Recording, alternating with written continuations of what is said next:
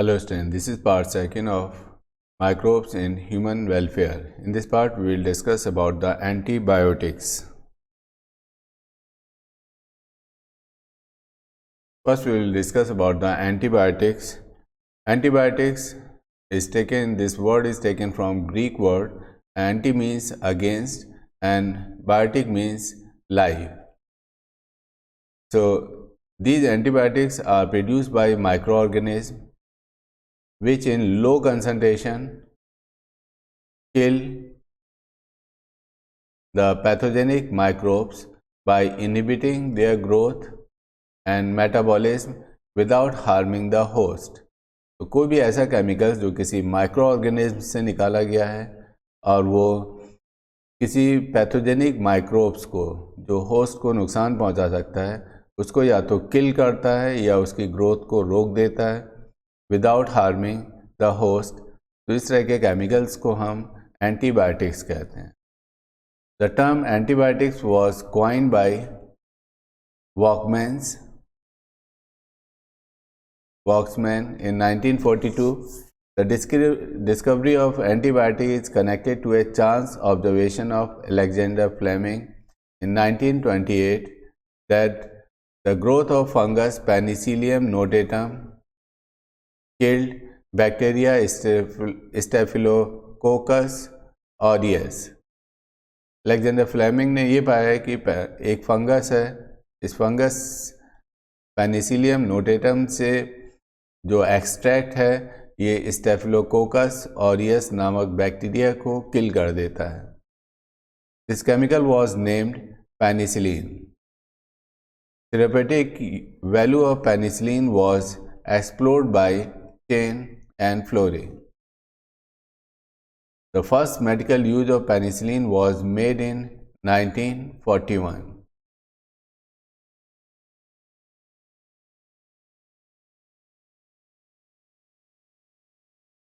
During World War II, penicillin was widely used in treating wounded American soldiers.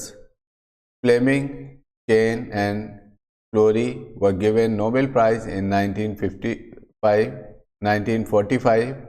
In later industrial production of penicillin, Penicillium notatum was replaced by Penicillium chrysogenum. Good antibiotics. A good antibiotics is one which is harmless to the host and its microflora, but it's effective against all strains of pathogen. तो कोई भी अच्छी antibiotic वो होती है जो host को नुकसान ना पहुंचाए और उसके माइक्रोफ्लोरा, जैसे हमारे लार्ज इंटेस्टाइन के अंदर कुछ ई कोलाई रहते हैं जो विटामिन B12 फॉर्मेशन एब्जॉर्प्शन के लिए रेस्पॉन्सिबल होते हैं. तो इन माइक्रोफ्लोरा को, जो बेनिफिशियल माइक्रोफ्लोरा हमारे बॉडी के अंदर हैं, जो बैक्टीरिया हैं या जो दूसरे माइक्रो ऑर्गेनिज्म हैं, उनको ये किसी तरह से नुकसान ना पहुंचाए. Antibiotics are of two types: broad spectrum antibiotic and specific or narrow spectrum antibiotic. Broad spectrum antibiotics are those which destroys a number of pathogens, while specific antibiotic is useful against only one pathogen. तो antibiotics दो तरह की होती हैं. एक broad spectrum antibiotic है जो एक साथ कई पैथोजन को किल कर सकती हैं या रिमूव कर सकती हैं. स्पेसिफिक एंटीबायोटिक वो है जो किसी एक पर्टिकुलर पैथोजन को ही किल करती है या उनकी ग्रोथ को रोक देती हैं.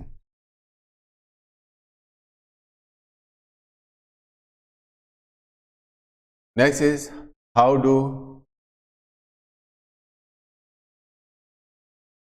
antibiotic works. Antibiotics are taken either orally or parenterally, means intravenous और इंट्रामस्कुलर इंजेक्शन के ज़रिए इसको लिया जा सकता है या इसको हम ओरली ले सकते हैं. दे आर आइदर बैक्टीरियोसाइडल और बैक्टीरियोस्टैटिक. बैक्टीरियोसाइडल वो होते हैं जो एंटीबायोटिक जो बैक्टीरिया के बैक्टीरिया को किल कर देते हैं, और बैक्टीरियोसाइडल स्टैटिक एंटीबायोटिक वो होती हैं जो बैक्टीरियल ग्रोथ को इनहिबिट करती हैं।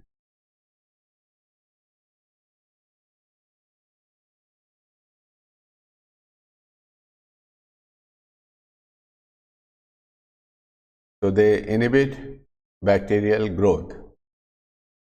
Since they prevent growth of pathogen, the host is able to overcome the infection.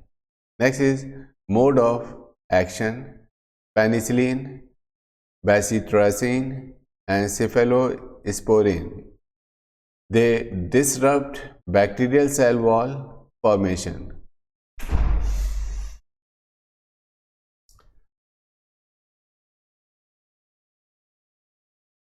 Next is erythromycin inhibits 50S ribosome functioning. ये जो एंटीबायोटिक है ये 50S राइबोसोम के फंक्शंस को अफेक्ट करता है, क्योंकि अगर 50S और 30S राइबोसोम के फंक्शन अफेक्ट होंगे तो ट्रांसलेशन नहीं हो पाएगा, और ट्रांसलेशन नहीं होगा तो नए बैक्टीरिया भी नहीं बन पाएंगे। तो erythromycin inhibit the 50S ribosome. Streptomycin prevents the function of 30S ribosome. Tetracycline do not allow binding of charged tRNA to ribosomes. ये एक स्टेज है ट्रांसलेशन की जिसमें जो चार्ज्ड tRNA है, यानी tRNA with specific amino acid they bind to the ribosome. So tetracycline prevent the binding of tRNA with amino acid to the ribosome. Chloramphenicol inhibits the protein synthesis. Polymyxin and gramicidin disrupts the synthesis and repair of plasma lemma. Novobiocin inhibits DNA synthesis. तो ये कुछ mode of action है bacteria antibiotics के कि वो bacterial cell wall formation को रोक देता है, 50S या 30S राइबोसोम की फंक्शनिंग को अफेक्ट करता है जिससे कि ट्रांसलेशन नहीं हो पाता है। ये चार्ज्ड tRNA को राइबोसोम से अटैच होने से रोकता है, क्योंकि अगर tRNA राइबोसोम से अटैच नहीं होगा तो नए पॉलीपेप्टाइड चेन या प्रोटीन नहीं बनेंगे और नया बैक्टीरिया नहीं बन पाएगा। कुछ एंटीबायोटिक्स प्रोटीन सिंथेसिस को इनहिबिट करते हैं, कुछ प्लाज्मा लेमा की सिंथेसिस और रिपेयर को डिसरप्ट करते हैं, कुछ एंटीबायोटिक DNA सिंथेसिस को ही नहीं होने देते हैं। इन सब की वजह से बैक्टीरिया या तो दे गेट्स किल्ड और देयर ग्रोथ इज इनहिबिटेड।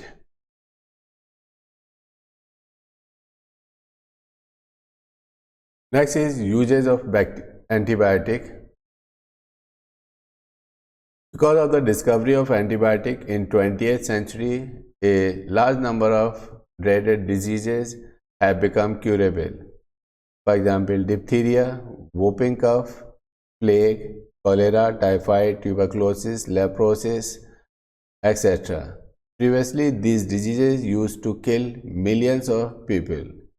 तो इसका एक फ़ायदा ये हुआ कि जो बहुत सारी बैक्टीरियल डिजीजेस थी जिसकी वजह से बहुत सारे लोगों की जान चली जाती थी, अब ये क्योरेबल थी। इन एंटीबायोटिक्स का यूज़ करके इन बैक्टीरियल डिजीजेस को कंट्रोल किया जा सकता है।